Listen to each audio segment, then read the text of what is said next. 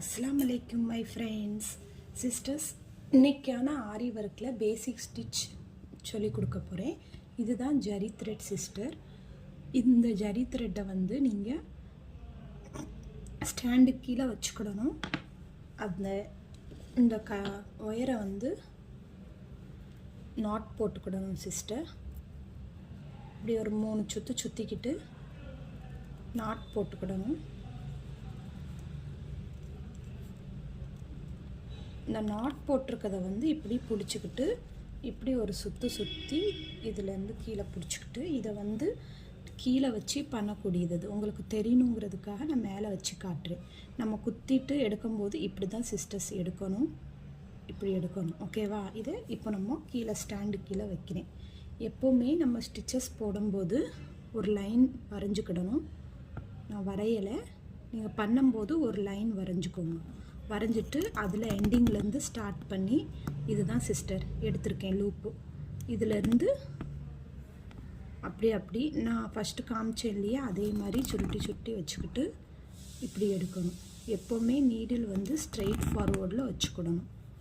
க்ராஸாக அந்த பக்கம் இந்த பக்கம் வைக்கக்கூடாது. நீடில் நான் பண்ணும்போது பாருங்கள் எப்படி ஹேண்டில் பண்ணுறேன்ட்டு, அந்த மாதிரி பண்ணணும் சிஸ்டர்ஸ்.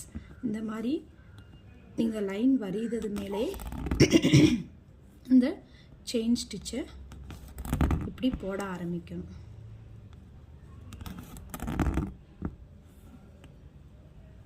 இப்படி போட்ட பிறகு கடைசியில் லைன் எண்ட் ஆன பிறகு ஒரு லூப்பை வச்சுக்கிட்டு அதிலே ஊசி இருக்கணும். அது பக்கத்தில் இன்னொன்று இது எப்படி ஹோல்ட் பண்ணி பிடிச்சிக்கோங்க, இல்லைன்னா அந்த ஒயர் கீழே போயிடும். ஹோல்ட் பண்ணி பிடிச்சிக்கிட்டு அது பக்கத்தில் இன்னொரு ஸ்டிச் அது அந்த லூப்புக்குள்ளே வெளியில் கொண்டு வரணும். இப்போ இது செகண்ட் லூப்பு.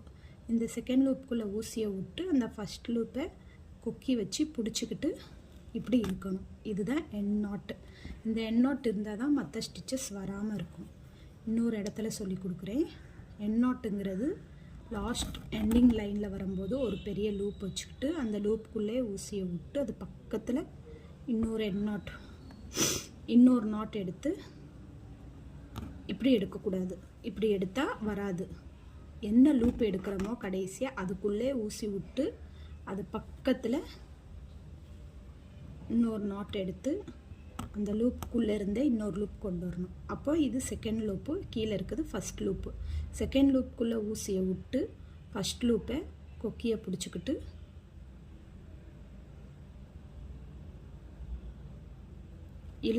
கீழே இழுத்துட்டோம்னா லாக் ஆயிரும். இதுதான் சிஸ்டர்.